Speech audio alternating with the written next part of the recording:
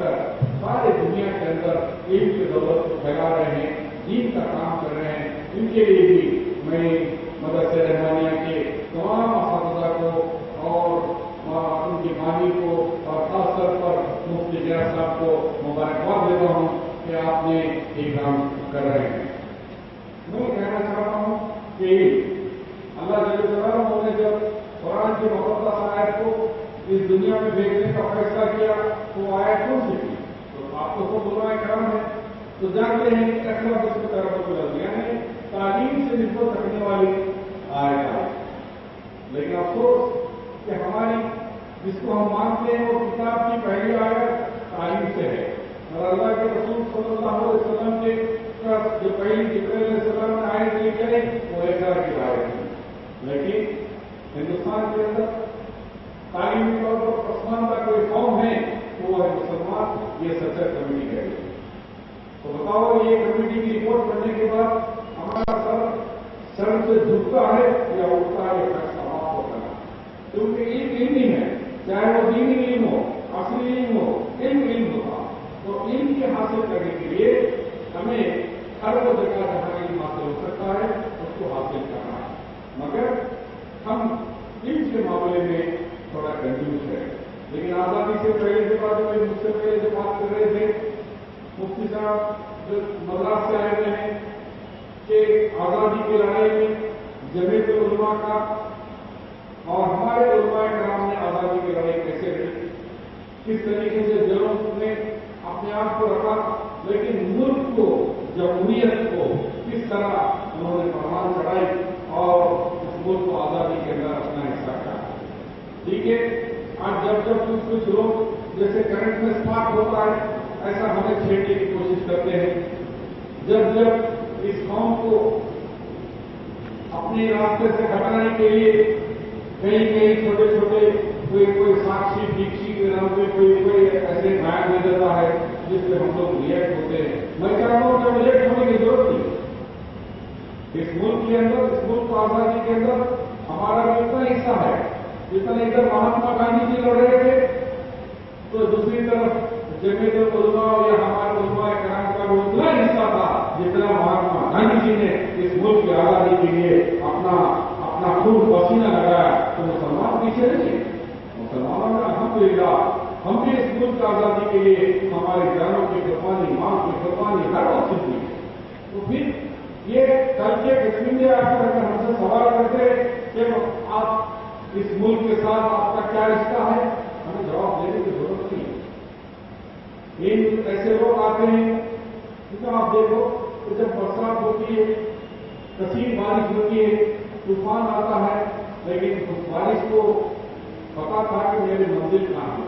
تو وہ اسی طریقے سے جب بارش کا پانی کہیں کوئی دیوار ہوتی ہے تو دیوار کو توڑتا ہے، جہاڑوں کو اکھاڑ دیتا ہے، اور چٹان کو توڑتے ہوئے اپنی منزل کو پہنچتا ہے.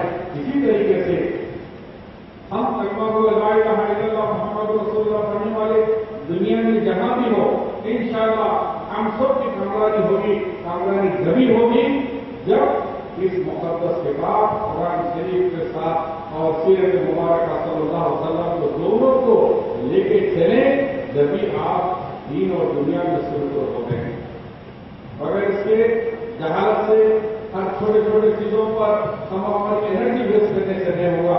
کیونکہ ہم کو اللہ جل جلالہ نے کتاب دی ہے جو قیامت تک ہم کو راستہ بتانے والی کتاب ہمارے سامنے ہے، اور سنت ہمارے سامنے ہے. دونوں چیزوں کے بعد اکابرین ہمارے ساتھ ہے اور ایسے دینی مدرسے ہیں. آج دینی مدرسوں کے بارے میں بات کی جاتی ہے. میں آپ کو اس بات کا یقین دلاتا ہوں کہ بولنے والے بہت آئے اور چلے گئے. آپ بھی کئی سالوں سے دیکھ رہے ہیں شیخ سیدھی کی طرح بولتے اور چلے جاتے، لیکن ہم ہماری جگہ پہ جتنا شدت کے ساتھ وہ مسلمانوں کو یا دینی مدرسوں پہ حملہ کریں گے، لوگ اتنی کثرت سے دین کی طرف آئیں گے اور دین اتنا ہی بڑا مضبوط ہوگا. کیونکہ تاریخ خدا کے دیکھیے جب ہم پر حملہ ہوتا ہے، جب اسلام کے اندر ایک جذبہ آتا ہے اور اس جذبے کے تحت مسلمان اپنا راستہ بتاتا ہے. کیوں کہ ہم امت کے ماننے والوں میں سے اللہ کے رسول صلی اللہ علیہ وسلم کے کہ ہم اس دنیا کے اندر रहमतुल आलमीन की उम्मती है। तो हम रहमत है, हम रहमत वालों में से नहीं है, हम रहमत बांटते हैं। हम इंसान, हम सबके लिए हमारे सामने के मसावात, इक्वालिटी इस्लाम ने दिया है, डेमोक्रेसी इस्लाम ने दिया है। और तो इस तरीके से इन इस्लाम के अंदर कई दफा मैं तमाम उलमाए करम के बीच में अपना ज्यादा भाषण के बगैर मैं यही दुआ करता हूँ कि हम सब इस बात की कोशिश करें कि दीनी तालीम और असली तालीम, जो भी तालीम हमें मैसर हो, लेकिन हर बच्चे को दीन के साथ और कुरान की तालीम देना हर एक का एक फर्ज है। और मैं फिर एक दफा आज जो बच्चे, जो 20 बच्चे हमारे हाफिज़ कुरान बन रहे हैं और मौलाना अशरफ नदवी साहब यहाँ तशरीफ फरमा है, तो उन बच्चों को दस्तारबंद करेंगे। ऐसे मुक़द्दस आलिम दीन जो हिंदुस्तान ही नहीं बल्कि दुनिया में और उन आलिम दीन की बात तो मानी जाती है, ऐसे बड़े आलिम दीन का हमारे हैदराबाद में आना, मदरसे रहमानिया में आना और इन बच्चों को दस्तारबंद करना, ये सब हमारे लिए एजाज है। इंशाअल्लाह मुझसे मदरसे रहमानिया के लिए जब भी आप आवाज देंगे, मेरी तरफ से, मेरी कांग्रेस पार्टी की तरफ से हर वो आपके आवाज पर हम आपके साथ है। मैं इन अल्फाज के साथ मैं मुफ्ती अब्बास साहब ने मैंने तो बात नहीं करना चाह रहा था, मैं तो आप लोगों के बीच में सुनने के लिए आया, क्योंकि कुरान की महफिल में बोलना और सुनना दोनों मसावी है। तो मैं ये चाह रहा था कि मैं आप लोगों से कुछ सीख कर यहाँ से जाऊँ। इंशाअल्लाह जरूर मैं अच्छी नसीहत उलमाए करम के बीच में बैठने से भी हमें अच्छी नसीहत मिलती है। मैं हमेशा मेरी आदत रही है कि उलमा के बीच में ज्यादा सख्त वक्त गुजारूं ताकि उलमा से मैं कुछ सीख सकूं। तो ये मुझे मौका दिए फिर एक दफा मैं शुक्रिया अदा करता हूँ। खुदा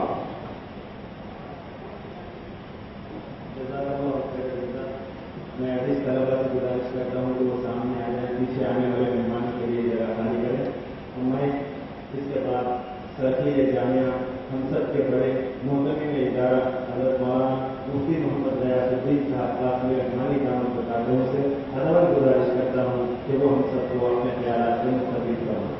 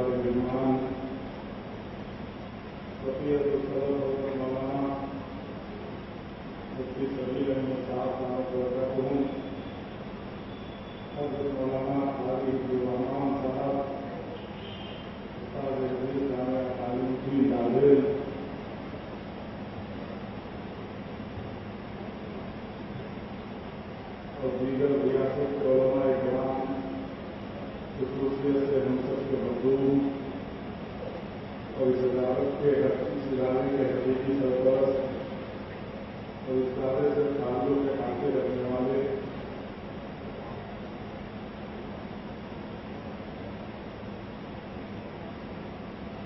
वली कामिल फैज़ल सूफी गुलाम मोहम्मद साहब रहमतुल्लाह अलैह, हज़रत मौलाना शाह रहमान साहब, दीगर और कहूँ जो उनकी मोहब्बत की दलील है कि वो बहुत पहले से ये 2 दिन दीगर के लिए दे चुके थे, लेकिन जब मैंने उनसे गुजारिश की तो उन्होंने बावजूद की आसानी और कमर की तकलीफ के दीगर से सफर करके मैं इस इदारे के जलसे के लिए आए और साथ क़याम करके शायद सुबह फिर जाएंगे। अल्लाह इस मोहब्बत का बेहतरीन बदला फरमाए। और सामने मुझे कुछ ज़्यादा करना नहीं है, सिर्फ इदारे के सिलसिले में कुछ मालूमात आपकी खिदमत में पेश करनी है। 1970 में इस मदरसे का क़याम हुआ।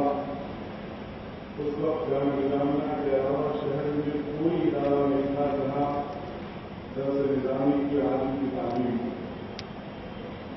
ہم اس وقت تعلیم کے پہلے بیچ میں تھے، 16 بچے تھے جن کا مدرسے کا یہاں عمل میں آیا، اور آپ لوگوں کی دعاؤں اور تعاون کے نتیجے میں الحمدللہ آج وہ ترقی کرتا اس منزل کو پہنچا ہے.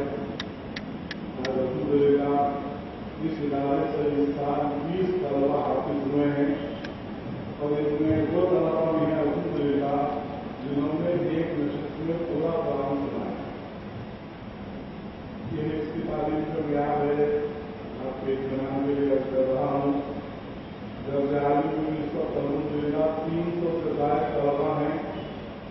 دارالعلوم دیوبند جو ایشیا کی سب سے عظیم یونیورسٹی ہے دینی، وہاں داخلہ ملنا موجودہ حالات میں طلبہ کے لیے بہت مشکل ہے. لگ بھگ 3000 کی تعداد وہاں داخلہ امتحان دیتی ہے، انٹرنس دیتی ہے. تعلیم اپنے کوٹے کے حساب سے میرٹ کی بنیاد پر اوپر کے بچوں کو منتخب کر لیتا ہے اور لسٹ لگا دیتا ہے کہ ہم اپنی مسالے کی بنیاد پر صرف اتنے طلبا کا داخلہ کر سکتے ہیں. گزشتہ سال ان 3000 طلبا میں جس نے سب سے اعلیٰ پوزیشن حاصل کی وہ اسی ادارے کا طالب علم ہے جس نے شروع سے لے کر تعلیم جانے تک یہاں تعلیم حاصل کی، نظام آباد کے متوجہ ہیں. اس سال میں الحمدللہ طلبا کی ایک بڑی تعداد دارالعلوم دیوبند میں اپنے مطلوبہ درجات میں داخل ہوئی. اللہ کا کرم اور حضرت کے دعائیں اور تعاون. یہ ادارہ قلب شہر حیدرآباد میں ہے، لیکن اس کے باوجود ایسا محسوس ہوتا ہے کہ جتنی توجہ آباد کی ہونی چاہیے نہیں. اب تک ایک ہی عمارت تھی جو آپ کے پیچھے ہے. اس 3 منزلہ عمارت میں ہی طلبا رہتے تھے، وہی ان کا ہاسٹل تھا، وہی ان کی کلاسیں تھیں. کلاسوں میں اطراف میں بیٹیاں، ان پر بستر اور بیچ میں تعلیم کا نظام چلتا. طلبا کی اکثریت کی وجہ سے درسگاہیں ناکافی ہونے لگی، تعداد بڑھ گئی، تو پھر مجبوراً دارالاقامہ کی تعمیر کا بیڑا اٹھایا گیا. آپ کے بائیں جانب میری سیدھی جانب 4 منزلہ عمارت آپ کو دکھائی دے رہی ہے. اس کا ایک فلور 12,000 اسکوائر فٹ پر مشتمل ہے، جس میں 250 طلبا اگر بیڈ ڈبل ڈالے جائیں تو قیام کر سکتے. اس 4 منزلہ عمارت کی تکمیل کے لیے طلبا کو سکون سے رہنے کی جگہ اور کلاسوں میں طلبا کو بیٹھنے کی سہولت حاصل ہو، ادارے نے یہ بیڑا اٹھایا. ابھی 2 منزلہ تکمیل کے مرحلے میں ہے اور اس تکمیل